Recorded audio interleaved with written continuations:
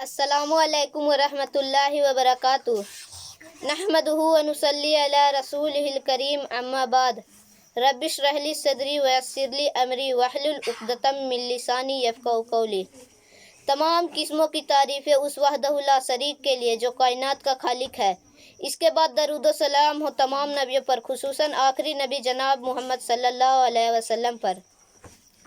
आज का मेरा उन्वान है अक़ीदा तौहीद। तौहीद अरबी लफ्ज़ वाहिद से बना है, जिसका मतलब एक होता है। तौहीद का मतलब एक को मानने वाला, यानी एक अल्लाह को मानने वाला। दीन इस्लाम के अकायद में जितने भी चीज़ें हैं उन्हीं में से एक अक़ीदा तौहीद है, और यह सबसे ज़्यादा अहम है। तौहीद की मुख्तसर तारीफ़ सूरह यूनुस आयत नंबर 107 में अल्लाह ताला इरशाद फरमाते हैं कि अगर अल्लाह भलाई करना चाहे तो दुनिया की कोई ऐसी ताकत नहीं जो उसे रोक सके, लेकिन अगर अल्लाह भलाई करना ना चाहे तो दुनिया की कोई ऐसी ताकत नहीं जो उसे भलाई पहुंचा सके। तौहीद का निचोड़ यह है कि हम जब भी दुआ के लिए हाथ उठाए तो अल्लाह ही से दुआ मांगे, और जब भी हम मदद के लिए पुकारे तो अल्लाह ही को पुकारे और किसी को ना पुकारे। तौहीद का उल्टा शिर्क होता है।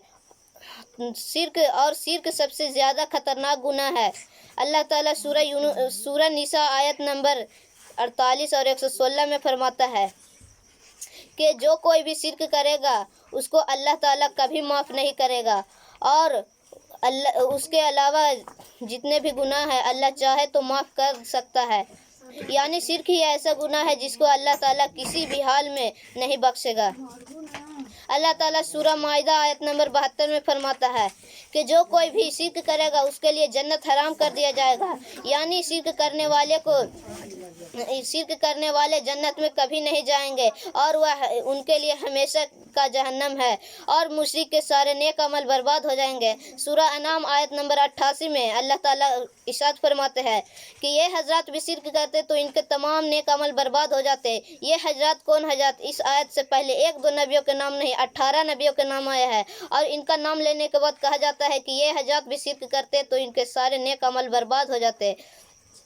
हम इस चीज़ को सही तौर पर समझने के लिए हम उस ज़माने में चलते हैं जिस ज़माने में कुरान नाजिल हो रही थी, यानी नबी सल्लल्लाहु अलैहि वसल्लम के ज़माने में। नबी सल्लल्लाहु अलैहि वसल्लम के ज़माने में जो लोग ईमान नहीं लाए थे, यानी मुशरिकीन मक्का का अल्लाह के बारे में अकीदा क्या था? अल्लाह ताला खुद फरमाता है सूरह ज़ुखरफ आयत नंबर 87 में कि ऐ नबी जरा उन मुशरिकीन मक्का से तो पूछो, तुम्हारी आँखों और कानों पर पूरा इख्तियार कौन रखता है? कौन है जो ज़मीनों आसमान से रोज़ी देता है? कौन है जो मारता और जिलाता है? तो अल्लाह ताला खुद जवाब दे रहा है कि मुशरिकीन मक्का कहेंगे ये सब करने वाला अल्लाह है। इसी तरह सूरह मोमिनून आयत नंबर 84 से 88 में अल्लाह ताला फरमाते हैं कुरान में मुशरिकीन मक्का का अल्लाह पर ईमान के बारे में जिक्र हुआ है। अब सवाल ये उठता है कि जब मुशरिकीन मक्का अल्लाह को राज़िक, खालिक, मालिक, हाकिम मानते ही थे तो वह जहन्नम में क्यों जाएंगे? वह जहन्नम में इसलिए जाएंगे क्योंकि वह शिर्क करते थे। उनका शिर्क क्या था? उनका शिर्क यह था कि वह ऐसी चीज़ों की इबादत करते थे जो न तो फ़ायदा दे सके और न नुकसान, और कहते थे ये अल्लाह के पास हमारी सिफारिश करने वाला है। कुरान के मुताबिक उनका शिर्क यह था कि वह सिफारिश करवाते थे और वसीले लगाते थे, और कहते थे कि हम तो बहुत ज़्यादा गुनहगार है, हमारी तो अल्लाह भी नहीं सुनेगा। ये बड़े नेक इंसान थे, वली थे, बुज़ुर्ग थे, और इनसे सिफारिश करवाने को अल्लाह ताला ने शिर्क करा दिया। और सूरह ज़ुमर आयत नंबर 3 में खबरदार, सिर्फ खालिस इबादत उस वहदहु ला शरीक के लिए जो कायनात का खालिक है, और जिन लोगों ने अल्लाह के अलावा किसी और को भी वली बना रखा है और कहते हैं कि यह हमें अल्लाह से करीब कर देगा, और अल्लाह से करीब होने के लिए और अल्लाह से दुआ कबूल करवाने के लिए सिफारिश करवाना और वसीला लगाना, इसी को अल्लाह ताला ने शिर्क करा दिया है। अब मैं आप लोगों को अक़साम तौहीद की कुछ चंद बातें पेश करता हूँ। तौहीद अरबी लफ्ज़ वाहिद से बना है, जिसका मतलब एक होता है। तौहीद का मतलब एक होता है। توحید کا مطلب ایک ہوتا ہے، یعنی ایک کو ماننے والا، یعنی ایک اللہ کو ماننے والا۔ توحید کے 3 قسمیں ہیں: توحید ربوبیت یعنی اللہ کی ذات میں توحید، توحید الوہیت یعنی اللہ کی عبادت میں توحید، توحید اسماء و صفات یعنی اللہ کے اسماء و صفات میں توحید۔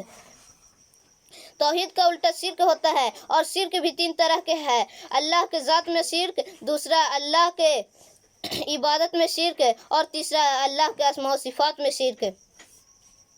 توحید ربوبیت، توحید ربوبیت اللہ کے ذات میں توحید کا مطلب یہ ہے کہ ہم اللہ ہی کو رازق، مالک، حاکم سمجھنا۔ اکثر اس توحید کو غیر مسلم بھی مانتے ہیں، اور مشرکین مکہ بھی توحید ربوبیت کو مانتے تھے۔ توحید الوہیت یعنی اللہ کے عبادت میں توحید، ہر قسم کی عبادت صرف اور صرف اللہ کے لیے، اور اگر کوئی بھی انسان کوئی بھی عبادت اللہ کے علاوہ کسی اور کو کرے تو وہ اللہ کے عبادت میں شرک ہوگا۔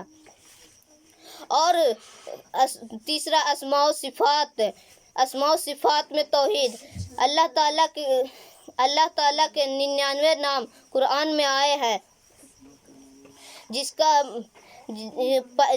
کا نام العلیم آیا ہے، یعنی علم والا۔ اللہ کے پاس ہر چیز کا علم ہے اور کسی کے پاس علم نہیں، اور اللہ کے علاوہ کسی اور کے اندر یہ مان لینا کہ اس کے پاس بھی ہر چیز کا علم ہے تو یہ اللہ کے اسماء و صفات میں شرک ہوگا۔